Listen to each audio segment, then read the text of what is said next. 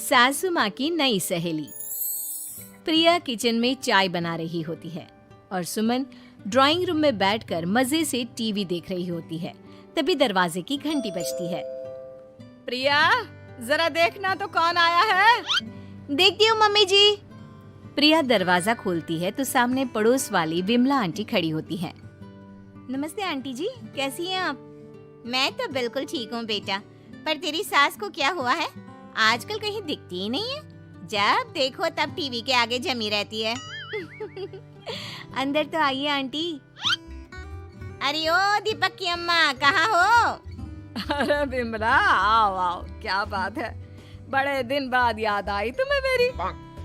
मैं तो हमेशा ही तुम्हें याद करती हूँ, पर तुम ही गायब रहती हो और आजकल तो बाहर भी नहीं आती जाती। तबीयत तो ठीक है ना तुम्हारी?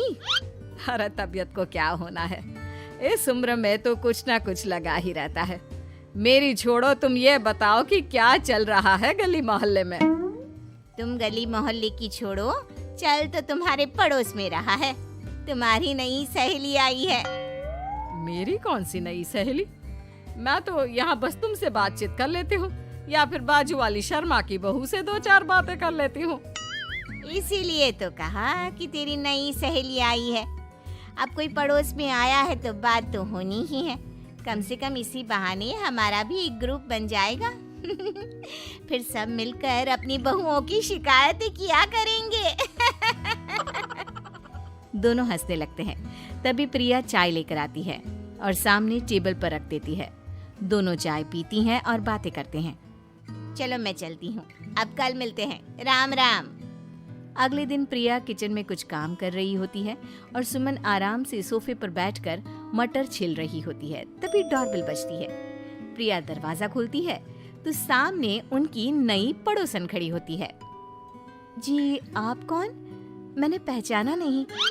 नमस्ते बेटा, मैं शारदा, आपके बगल वाले घर में अभी 2-4 दिन पहले ही शिफ्ट हुए हैं। ओह अच्छा अच्छा अच्छा, नमस्ते आंटी, अंदर आइए ना आप। देखिए तो मम्मी जी, आज कौन आया है। इतना कहकर प्रिया किचन में चाय बनाने चली जाती है। नई पड़ोसन को घर पे देखकर सुमन थोड़ा हैरान हो जाती है। नमस्ते बहन जी, मैं शारदा, आपकी नई पड़ोसन। अच्छा अच्छा, आप हैं हमारी नई पड़ोसन। आइए आइए, और बताइए कैसी हैं आप? जी बिल्कुल ठीक हूँ। वो दरअसल घर पर छोटी सी पूजा रखवाई थी, बस उसी का प्रसाद देने चली आई। सोचा इसी बहाने नए पड़ोसियों से भी मुलाकात हो जाएगी। ये तो बहुत अच्छा सोचा आपने। सुमन प्रिया को आवाज लगाती है। अरे ओ बहू, जरा चाय पानी का तो आके पूछ लो। ये आजकल की बहुएं भी ना, जब तक बोलो नहीं तब तक कुछ नहीं करेंगी। आई मम्मी जी।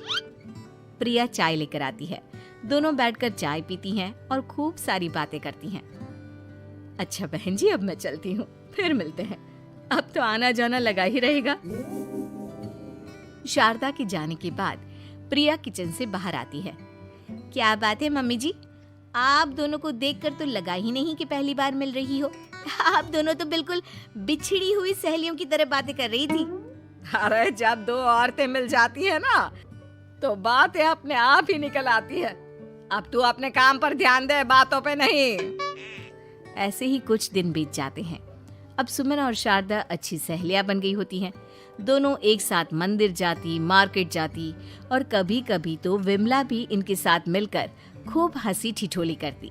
एक शाम तीनों बैठकर सुमन के घर पर चाय पी रही होती हैं कि तभी बहुत तेज बारिश शुरू हो जाती है। सुमन जोर से प्रिया को आवाज लगाती है। प्रिया, ओ प्रिया, देख कितनी तेज बारिश हो रही है। जाके छत से सारे कपड़े ले आ, नहीं तो सब भीग जाएंगे। सुमन 2 बार आवाज लगाती है लेकिन प्रिया का कोई जवाब नहीं आता। शायद प्रिया कुछ काम कर रही है, इसीलिए कुछ जवाब नहीं दे रही। अरे काहे का काम, आराम फरमा रही होगी महारानी। तभी प्रिया बीमार हालत में अपने कमरे से बाहर निकलती है। हाँ मम्मी जी, क्या हुआ?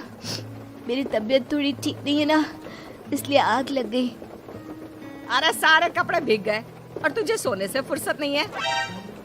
सबके सामने सुमन के मुंह से ऐसी बातें सुनकर प्रिया उदास हो जाती है और छत से कपड़े उतारने चली जाती है। सुमन, ये क्या बात हुई? प्रिया ने बताया ना कि उसकी तबीयत ठीक नहीं, इसलिए उसकी आंख लग गई। तुम भी ना खामखा उसे सबके सामने सुना दिया। अरे आप नहीं जानती शारदा जी, कुछ बहुएं ना बहुत आलसी होती है, घर का एक काम नहीं करना चाहती। ऐसा नहीं है सुमन, तुम्हारी बहू तो बहुत प्यारी है, तुम्हारी सारी बात भी तो मानती है। हाँ सुमन, तुम प्रिया के बारे में ऐसा क्यों सोचती हो? मेरी भी दो बहुएं हैं, लेकिन मैं उन्हें अपनी बेटियों की तरह रखती हूँ। आखिर वो भी तो किसी की बेटियां ही है ना। और अगर तुम ऐसा ही व्यवहार करोगी तो एक दिन प्रिया भी तुम्हारे साथ ऐसा ही बर्ताव करेगी।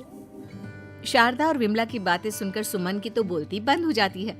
वहीं प्रिया भी बाहर से सारी बातें सुन रही होती है। अरे मैं कोई उसकी दुश्मन थोड़ी ना हूँ, मैं भी उसकी माँ हूँ, लेकिन कभी कभी सास बनना पड़ता है, नहीं तो बहुएं हाथ से निकल जाती है। देखो सुमन, ये सब सोच का फर्क है। अगर तुम ये सोचोगी तो कभी प्रिया को अपनी बेटी नहीं बना पाओगी। इतना कहकर शारदा और विमला वहां से चली जाती हैं और सुमन अकेले बैठकर उनकी बातें सोचने लगती है। अगले दिन प्रिया और दीपक अपने कमरे में बैठकर बात कर रहे होते हैं और सुमन उनके कमरे के बाहर कुछ काम कर रही होती है और उन दोनों की बातें सुन लेती है। दीपक, तुम्हें पता है हमारे पड़ोस में जो शारदा आंटी है ना, बहुत अच्छी हैं। अच्छा, ऐसा क्या हो गया जो तुम्हें वो इतनी अच्छी लगने लग गई? कुछ खास नहीं, बस कल जब मम्मी जी मुझे सबके सामने सुना रही थी तो शारदा आंटी ने मेरा साथ दिया। मैं तो सच में हैरान ही रह गई थी जब उन्होंने मम्मी जी को मुझसे ऐसा बर्ताव करने के लिए मना किया। अच्छा, फिर क्या हुआ? होना क्या था, शारदा आंटी तो मम्मी जी को समझा ही रही थी कि बहू को भी बेटी की तरह ही रखना चाहिए, लेकिन मम्मी जी तो मम्मी जी है ना, उन्हें तो मुझ में हमेशा कमी ही दिखती है। काश मुझे भी शारदा आंटी जैसी सास मिली होती जो मुझे भी अपनी बेटी जैसी समझती। सुमन ये सब सुनकर बहुत उदास हो जाती है और वहां से चली जाती है। प्रिया की बातें सुमन के कानों में बार बार गूंज रही थी। उसे बहुत शर्मिंदगी महसूस हो रही थी कि उसने प्रिया के साथ बहुत गलत किया है। अगले दिन सुमन शारदा और विमला को बुलाती है। क्या बात है सुमन, आज तूने ऐसे अचानक क्यों बुलाया? सब ठीक तो है ना? हाँ हाँ, सब ठीक है, तुम दोनों बैठो तो सही। तब तक दीपक और उसके पापा भी आ जाते हैं। प्रिया, तुम भी आ जाओ। क्या हुआ मम्मी जी, आपने बुलाया? हाँ प्रिया बेटा, मैं आज सबके सामने तुमसे माफी मांगना चाहती हूँ। मैंने आज तक तुम्हारे साथ बहुत बुरा व्यवहार किया है, लेकिन तुमने कभी भी मेरे साथ बुरा बर्ताव नहीं किया। मुझे अपनी गलती का एहसास हो गया है, हो सके तो मुझे माफ कर देना। प्रिया अपनी सास की बातें सुनकर हैरान हो जाती है, उसकी आंखों में आंसू आ जाते हैं। प्लीज मम्मी जी, आप मुझसे माफी मत मांगिए, मैं भी आपकी बेटी ही हूँ। वैसे एक थैंक यू तो मेरी नई सहेली को भी बनता है, जिसकी वजह से मुझे मेरी गलती का एहसास हुआ। शारदा बहन, आपका बहुत बहुत शुक्रिया जो आपने मेरी आंखें खोल दी। अरे क्या सुमन, तुम भी ना? तो फिर इसी बात पर चाय और पकोड़े हो जाए? हाँ हाँ, क्यों नहीं।